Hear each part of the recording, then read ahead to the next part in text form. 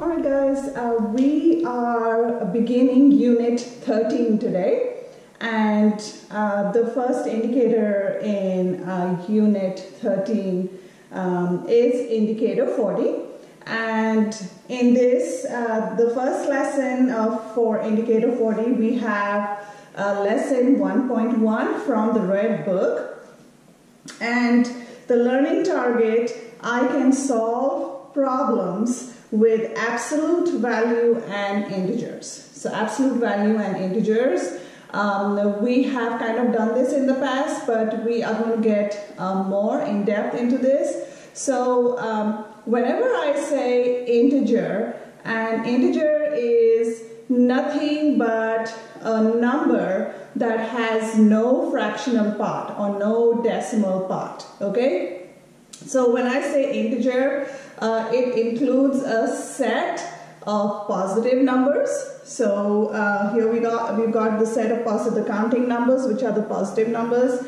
And so a set is always written like this kind of a bracket, okay? So as you can see, I have 1, 2, 3, and the dot, dot, dot means that, and so on. So it continues, okay? It includes the 0. So here we go, 0.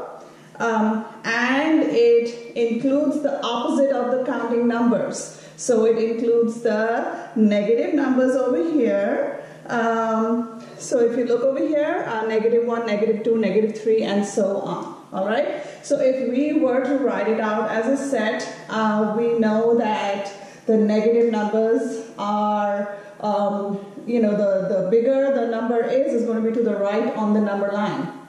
So negative numbers are a reflection of the positive numbers. Remember, I taught you that 0 is like a mirror, and then both sides are going to be reflected. So if I have 0, and if you were going to write it on a number line, but this is basically written in a set, and so I can see dot, dot, dot means that it carries on to the left, okay? It is, continuous.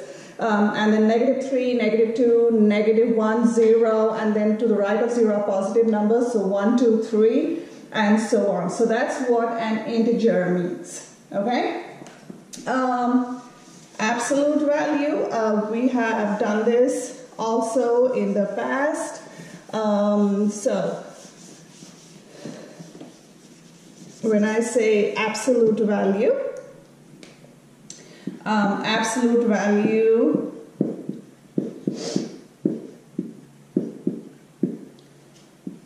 of an integer is the distance of a number from 0, okay, on the number line, okay? And the absolute value is written by this. This is the absolute value sign. I can write it like this. I can write it like this. I can write it like this, okay? And we have talked about this, and we have said that absolute value is nothing but the distance of a number from 0 on the number line. So if I look at the distance of negative 4 from 0, it is 4 units. So we have talked about how it becomes positive. That's the distance only. From negative 4 to 0 on the number line, it is 4. Okay? If I say 8, the distance of 8 from 0 is 8 units. The distance of 3 from 0 is 3, and we said the absolute value is negative only if the negative sign is outside the absolute value sign. So we have talked about all this, but let me just show you this, what this means. All right.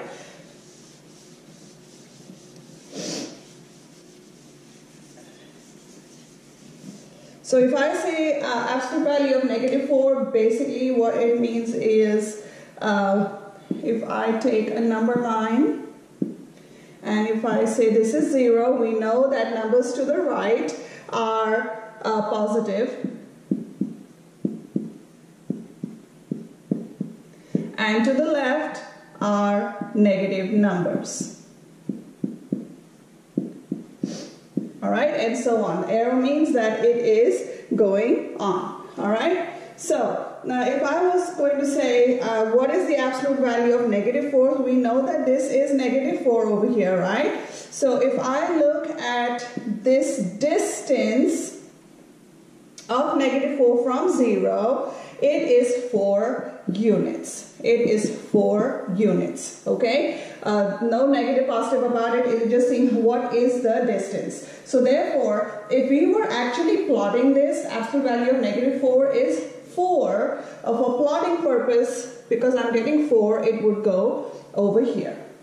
Okay, so it is 4 units. All right, so because either this way or this way, we can see that this is 4 units.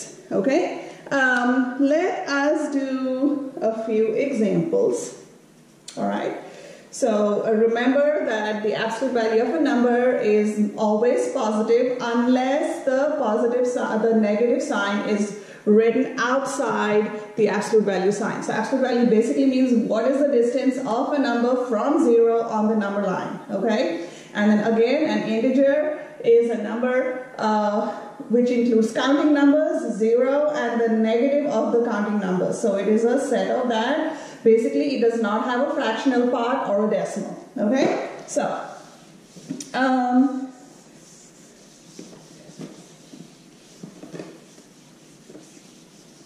okay, so if I say find the absolute value of 2, if I say find the absolute value of 2, basically what am I doing? I am looking at this number line.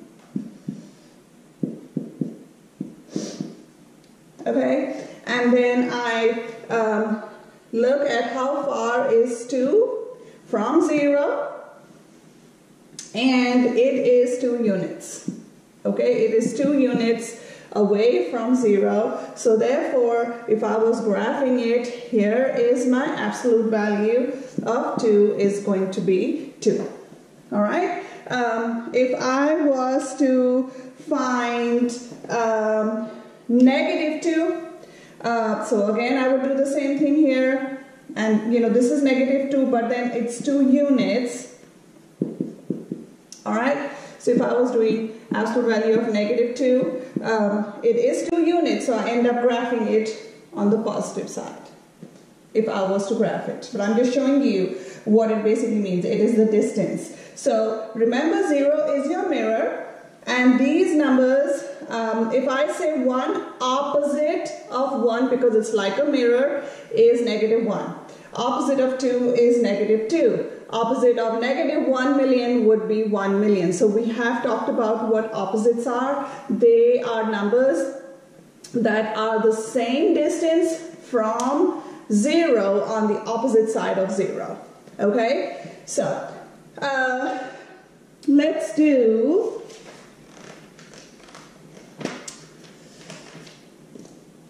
comparisons now.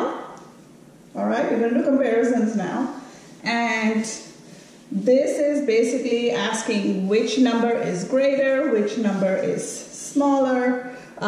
So if I say, compare 1 and absolute value of -4.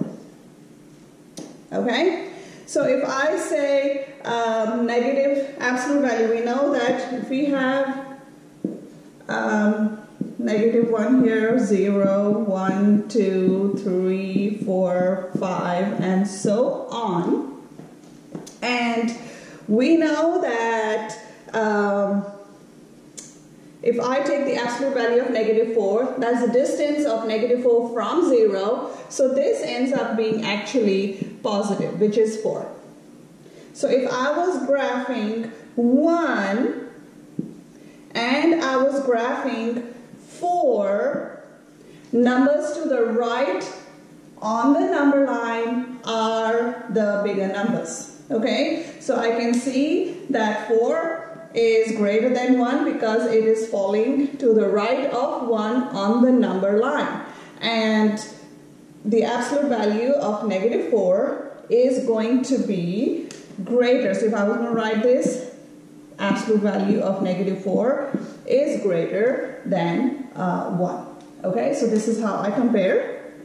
Let's say, I think the ones that you mostly make a mistake on are when you do not look at the signs. Because if I had something given to me like negative 7 and I was given the absolute value of negative 8, very often children are rushing and they make a mistake and they just look at the negative signs here and they go and write that negative 8, absolute value of negative 8 is,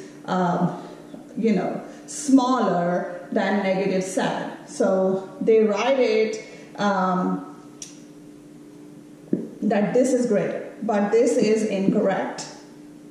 Because if I took negative 7, and we know that the absolute value, negative 8, is 8 units away.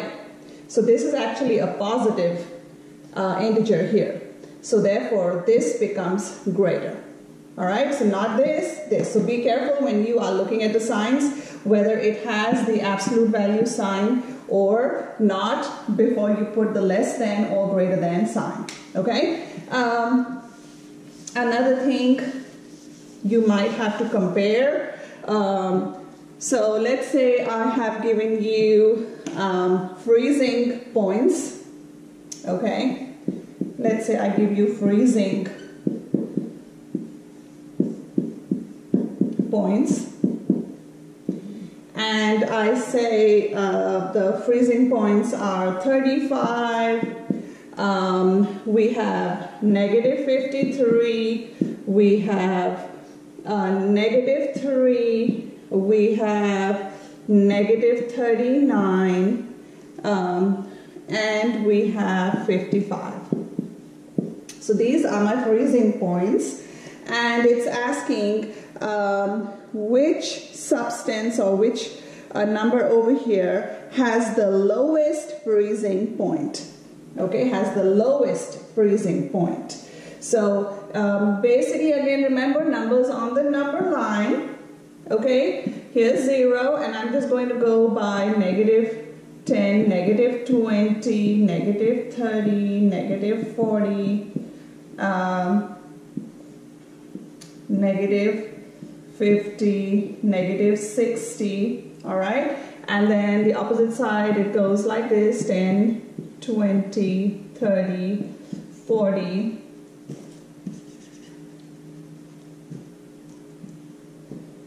50, 60, and so on. Okay? Remember these numbers are opposite of each other, and so it's like a reflection. All right? So if I'm saying 35, 35 would be here. Okay? If I'm saying negative 53, that is going to be here. Negative 3 is going to be here. Okay? So this is negative 53, this is negative 3, this is 35, negative 39 is going to be here, and then I have 55, which is going to be over here. Alright, so remember what we said, the numbers to the left are smaller than numbers to the right. So if it's asking which is the smallest over here, which is the freezing point, which is the lowest, we are going to look to the absolute left because that's the lowest freezing point. Think about temperature, less than 0 is colder, all right? So if I look at this, the smallest freezing point over here is going to be negative 53 degrees, all right? So that's what it is. Then if it says, which one is closer to the freezing point of water? Okay, which one is closer to the freezing point of water. Freezing point of water is 0 degrees Celsius.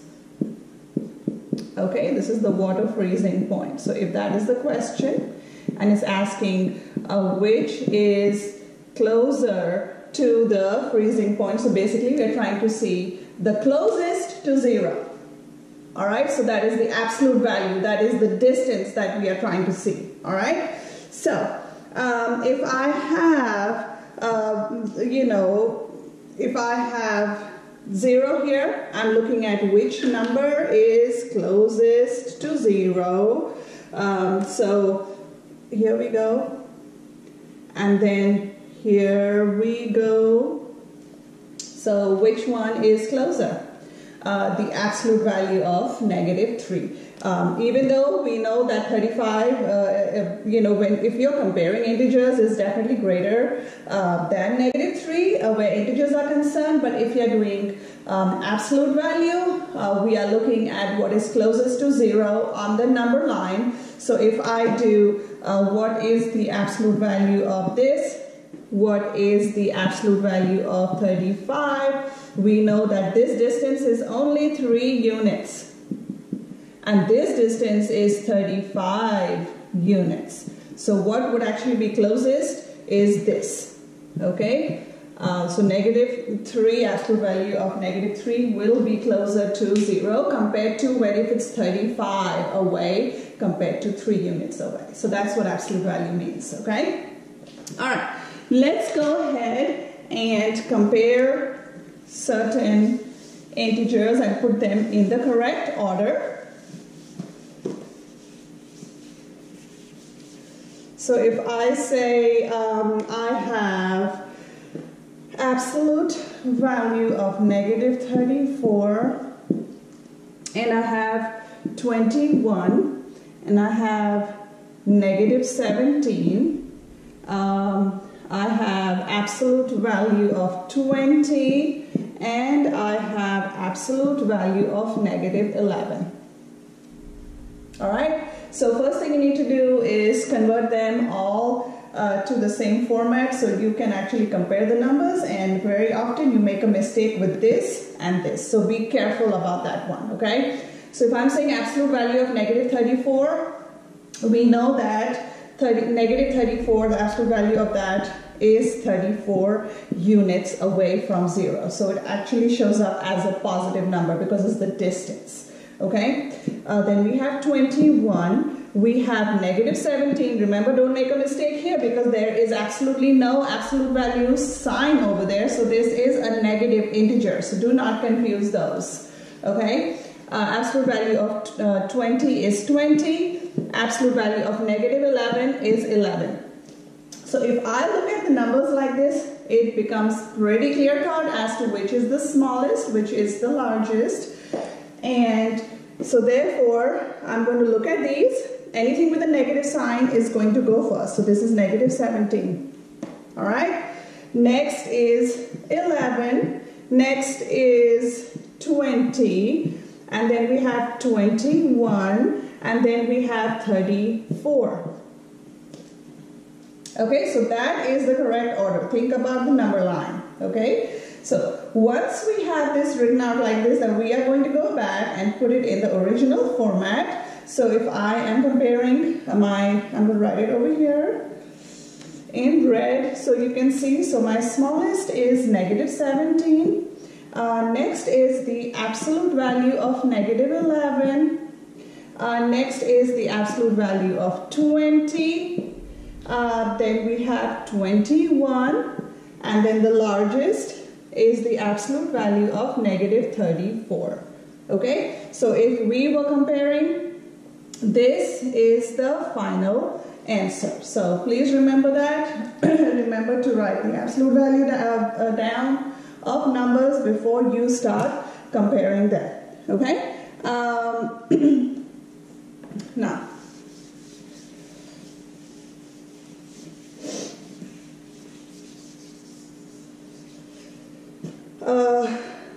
now what if I was given find the absolute value of this? So once again, in the past we have done this. Absolute value of negative 15 is the distance of negative 15 to 0. So that is 15. All right. And then we look at, okay, now in front of the absolute value sign, we have a negative. So therefore, this negative would come in because it's outside the absolute value sign.